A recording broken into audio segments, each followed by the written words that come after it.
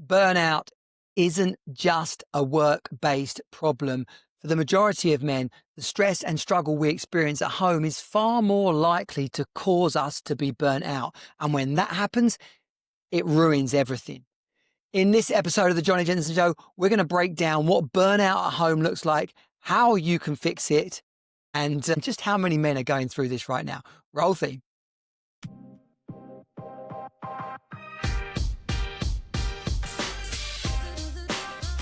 Welcome to the Jonnie Jensen Show, where modern dads discover how to create the true riches, relationships and results they deserve. Get your High Value Man blueprint and join our community at highvaluemanproject.com. Let's go. Hello, man. It is good to have you back here in the Jonnie Jensen Show. Whether you're watching on the video or tuning into the podcast, it's absolutely great to have you here. Be sure to subscribe, share, leave us a review, and help us spread the word of this show and of this podcast. We are the High Value Man Project. We're supporting men around the world, dads, midlife, modern men, dads who want to create the life they desire, not one they feel stuck in, so they can be the man they want to be rather than struggling and suffering through it all. Okay. This episode is very important. It's obviously, I'd like to think they're all important, right? But this subject comes up for so many men, and it was actually something that I got completely wrong in my life. I misunderstood it. I didn't really know what it meant. And I certainly didn't think that the cause of it was my home life rather than what I figured. I thought it was a work thing. I didn't realize it was a chemical imbalance in our body. That prolonged period of stress and strain for any reason, it can result in burnout. So we're going to unpack all of that. My objective for you today is for you to see something for yourself. Perhaps, in a way that you're feeling, and perhaps in some of the ways that you're trying to get through each day, or whether you're managing your relationship in a particular way, probably being quite hard on yourself, thinking, I just need to get through this. I should be able to cope. I don't know, maybe or you could be blaming other people. You could be blaming circumstance. It wouldn't be like this if she wasn't like that, or it wouldn't be like this if I had a different job. The reality is that a prolonged exposure to stress will have an impact on your body that is a chemical reaction. Okay, our body is geared towards survival, as well as, creativity and procreation and love and laughter. Probably one of its most fundamental functions is to keep us alive. And so the adrenaline and the cortisol that we create in our body when we are under stress or in danger is there to help us. It's there to help us get out the way or to get somewhere safe. But in this modern world that we live in, we're really not in danger of too many saber-toothed tigers or, I don't know, whatever else. What else could kill us? I don't know. Biblical rain or winds, which actually was what we've got all around the world right now. But anyway, far more likely that this topic of burnout, we think it's work related, but it's probably happening at home. And I want you to recognize it for yourselves. So what happened to me? I'll tell you what happened to me. During my marriage, right? And this isn't about her, it's about circumstances. It's about the unbelievable series of events that we experienced almost unexpectedly. No one would expect to go through what we went through, one after the other. Losing our jobs, both of us got made redundant on our honeymoon. Coming back as a young married couple, we hadn't really known each other a great deal of time, certainly not lived with each other. And then we got a stepson in with the deal. We're sharing a house. She didn't really settle in Brighton. Then we get pregnant and decide we're going to move back to Maidstone. There's a lot of upheaval there, reconnecting with old friends, trying to find our way. Couldn't get a job, started a business, trying to make enough money, avoiding bankruptcy. Then we have children, and you think that things are going to get better. And to start with, they do. But of course, we're then tired and trying to work out what it means to be a parents of a baby. Then 3 miscarriages, then just a load of other sort of health stuff in our family. And when the second Rose was born, my wife was poorly, and I was really scared that she was dying. And all of this stuff just built up and built up. And what I didn't realize for myself was that the mental and physical toll of that was not just exhausting, but it was leaving me incapable, to a certain degree, incapable of achieving what I wanted to achieve, to be the man that I wanted to be. And so ultimately, when my brother sadly took his own life, it ended up being the end. It was the last straw. And starting to understand that as I did, as I went to the doctors, as I rebuilt myself, I started to understand more about exactly what had gone on for me personally in those preceding 4 years, rather than thinking it's work, it's her, it's life, it's something that I've got to push through. It was like I was driving around in a car with two flat tires, and no matter how hard I accelerated, the car just didn't do what I wanted it to do. And worse, because I didn't address the two flat tires, the car got more and more damaged. Other problems started to occur, which made it even harder to drive. In that metaphor of life, if I'd fixed the tires, arguably a lot of the other stuff might have been easier. Now, I don't know whether we would have navigated our way out of it as a couple or not, but I would like to think that I certainly wouldn't have crumbled, had the breakdown, and the ultimate chaos that it caused as I had to put myself back together. So that's what I want for you out of this, is to be able to recognize and avoid what exactly that I went through. The chemical reaction that goes on, right? It's about these two chemicals in our body, cortisol and adrenaline. And like I said, these are both our fight and flight chemicals, right? We're wired for survival. These short bursts of high focused attention and an acute sensitivity, right?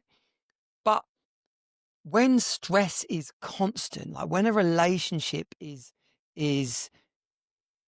difficult, like when you're going to bed upset, when you're waking up anxious for the day ahead, your cortisol and adrenaline levels stay elevated.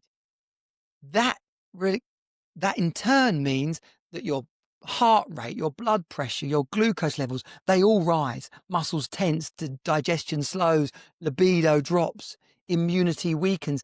These are all impacts of the stress response, switch being stuck on. It then leads into disrupted sleep. Your circadian rhythm is all out the window, so you don't know whether you're coming or going, tired or excited. Like your body then starts to face basic autoimmune conditions. Your liver and kidneys struggle to clear toxins because they're processing stress and hormones instead. Adrenal fatigue, what's it called? Like the thyroid, like all these things start to get impacted because you've got this toxic level of unhelpful chemicals in your body. You literally start running on empty. Brain fog, fatigue, irritability set in. You start snapping at the people closest to you, and your relationships get drained even more. At the time where you should be coming together and working this through and supporting each other and feeling like there's a safety net there, you feel more and more isolated. And then bizarrely, instead of doing more for yourself or seeing more people, we start to adopt more distraction-based habits and activities to put that thought from as far away out of our mind as possible, the thing that's stressing us out. So we might start drinking, sniffing, or smoking weed too much, like porn, gambling, like real negative addictions, because we're just looking for that dopamine hit. It's kind of why men and women in times of trouble at home end up having an affair. It's easy for people to say, oh, that asshole, he went and had an affair. But if you can detach yourself from the emotions of that slightly, there was probably something going on that felt so bad and awkward that pretty much one of the solutions was, I'll have an affair because it feels good. It's the feel good that we want. Feel good better than feel bad. I'm not excusing it, but it does start to become more understandable. Another aspect of our bodily functions is that when we do good things, when we're feeling connected, when we're having healthy, positive relationships, when we're sleeping right, when we're feeling positive for positive reasons, then our body will produce serotonin and dopamine, oxytocin, like all these feel-good chemicals that our bodies require for us to relax and sleep well and to love. They actually get suppressed by high cortisol levels. So the chemicals of happiness and motivation diminish whilst these high stressor chemicals proliferate. They surge through our body. So it's no wonder that we struggle. It's like having your phone on 1% and then thinking you can go out and make a video and edit it and publish it and stream it and, do all sorts of cool stuff. It's like having a boat that you expect to function beautifully and get you to the destination you're headed, but it's got a hole in it and it only just chugs along. It's not going to work out. So we have to address what's going on. So for me, realizing all this came a bit too late. My rock bottom after the breakup, after my brother had died, after the 4 years of struggle, the rock bottom moment came when there was nothing left. It was my rebuild that had me realize that the actions I was taking were actually what were healing me, actually getting me better. Partly based on the doctor pointing out, Jonnie, you ain't working your way through this. The extended period of prolonged stress has caused a chemical imbalance in your brain. There's no amount of hard working your way out of this, which perversely is what I thought I could do. If I could just keep everything going, we'll all be all right. I didn't realize I was already on my knees. Before my brother's death finally took me out, I was already on my knees from the weight of it all. But it was as I started to put myself back together, when all the toxic elements were removed by circumstance, and what I was left with was, I know what I'm going to start doing. I'm going to start doing the basics. I'm going to sleep right. I'm going to eat right. I'm going to get to the gym. I'm naturally going to start calling friends and seeing family more often. I'm going to focus my time with my children on having fun and adventure and real quality time. And the things I was reading, alone therapy and the antidepressants. But this is like a holistic approach that was free of the bullshit, free of the stressors. So whilst the stress chemicals were going down, the positive ones were coming up. And that's the point I'm illustrating here. That is the rebuild. That's the recovery zone. Okay. And it was in doing that I realized the structure that I put in place was actually a blueprint for all of us, combined with the 20 previous years of personal study and coaching and leadership and everything that I'd learned along that way, but actually then doing it for myself. I was like, oh, this actually works then. As they say, to know but not to do is not to know, right? So it really was that for me. But it's the psychology of the high value man principles of having the clarity and vision in your life and then going after it. That's where fulfillment is found. And actually fulfillment is turbocharged by dopamine, right? The experience, the feel-good factor of fulfillment is partly driven by dopamine. Dopamine comes in our body from consistent wins, from completion, from progress, from knowing that we set out to do something and did it. It's like that feeling of getting to the end of the day and completing a task and sitting back and feeling good about it. Gaming companies and gambling casinos, they thrive off this little human quirk of ours. TikTok is obviously a classic one because kids are getting that quick, short hit of entertainment. It feels good. But you can generate that and trigger that for yourself by structuring your life around small, consistent wins, your habits and routines, having a goal that you're working towards and knowing that you're actively achieving it. So in the area of your body, your focus, your health, sleep, diet, maintaining a positive existence for yourself there is going to naturally lead you to feeling better, sleeping enough, not drinking all the time or sniffing, really ever pretty much for that. But, if you're smoking weed, the things that are going to have you feeling groggy yourself, put those a little bit to one side. your morning workouts, journaling, meditation, positive practices, drinking enough water, hydrating, eating good food. These are all things that are going to leave you with the feel good factor for yourself, seeing yourself as a man who's creating his life. Serotonin is stability and confidence, right? You get this from feeling proud of yourself, from good sleep, from getting outdoors, from vitamin D, from gratitude and connection. These are like the basics of the love and support, partly also induced by your mindset. Oxytocin. You commonly get talk about oxytocin when you at NCT classes and you're talking about what can we do here to bring on on birth, right? But they comes from touch, from laughter, from being around friends and family, from intimacy. That's why the people that you spend time with, the positive energy in your relationships is absolutely vital.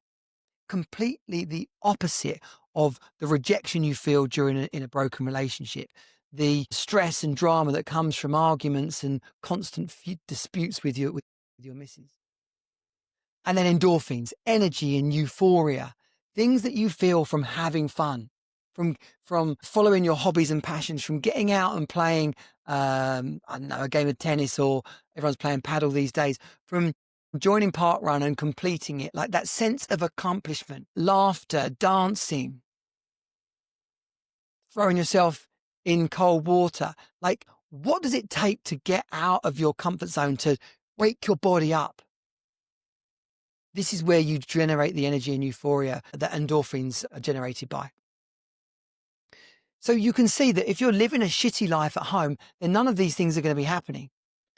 When you actually structure yourself, when you actually address the problems that are going on, you have the opportunity to address the burnout that you're experiencing. Another aspect of why this is so important, is certainly something that I did, was that I thought that it was my work that was causing the burnout. I had it completely upside down. It was the stress at home that was making work almost impossible. If I had addressed the burnout, the stress, the drama, the tension at home, then my work would have been a lot easier. My performance would have gone significantly up. My ability to manage my team, to generate leads, to close sales, all would have improved had I addressed what was going on at home properly. First and foremost in that situation, had I made sure that I was still thriving at home, that I was looking after myself so that I could then address all the other stuff. So, the fire code, fundamentally, the high value man system for living as it is, which is a 3XC formula in the fire code, is about putting a structure in your life where you know what you're going after. You're actively moving towards it. You're removing the toxic stress and drama from your life that's caused by not having the conversations that matter, that not standing up for what you believe in or what you strive for, or, holding people to account when they cross your boundaries. That is where you set the scene for you then to execute the habits and routines that are going to create the life that you desire. The day-to-day positive routines that are going to give you the results that you want. Because when you start showing up like that, a little bit of adrenaline every now and again is going to be a good thing, because that's the balance. That's where you perform at your highest level. And then you go back to the other area of the other feel-good stuff that gives you the balance, that has you fall asleep at night and say, yes, I'm absolutely winning here in life. Where are you at in your levels of stress and drama? One of the questions in the dad check-in when we bring new men into the High Value Man project is, how much stress and drama do you have at home? How much stress and drama do you have at work?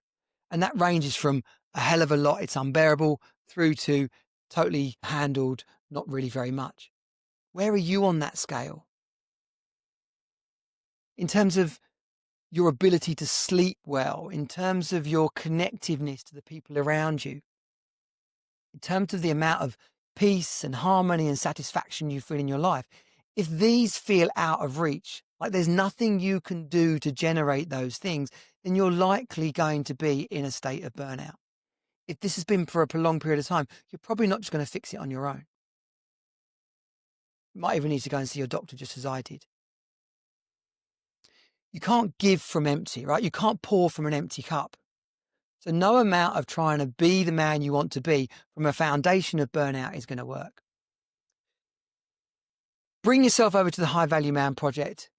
We have got a range of free resources in there which will start you on the process to creating the structure and harmony you want in your life. And then there's the invitation to come and join the inner circle and the accelerated work that we do together, or even in elite one-on-one. If you go to the highvaluemanproject.com/group, that will get you in at the free level or whatever that currently is free at the moment on the founders rate. As the group fills up, then it will likely be some level of nominal fee. So get yourself in there now whilst you absolutely can. Thank you for listening. I appreciate you massively. Share this with other men in your life. Leave us a review on Apple Podcasts or Spotify. I think I'm pushing harder for Spotify, to be honest. I would love to see the reviews going up on there. You can share really easily from Spotify just by clicking that little arrow thing and passing it on to your friends, whether that's through WhatsApp or Facebook or whatever is your social media channel of preference. Until next week, I look forward to seeing you inside the High Value Man Project and finding out exactly what your experience of home life has been and how you put structure in place to show up as the man that you want to be. Let's go. Thanks for tuning in to the Jonnie Jensen Show. Be sure to subscribe, leave a review and share it with fellow dads. Creating the life you deserve starts with you. Get your High Value Man blueprint and join our community of motivated modern dads at highvaluemanproject.com. Let's go.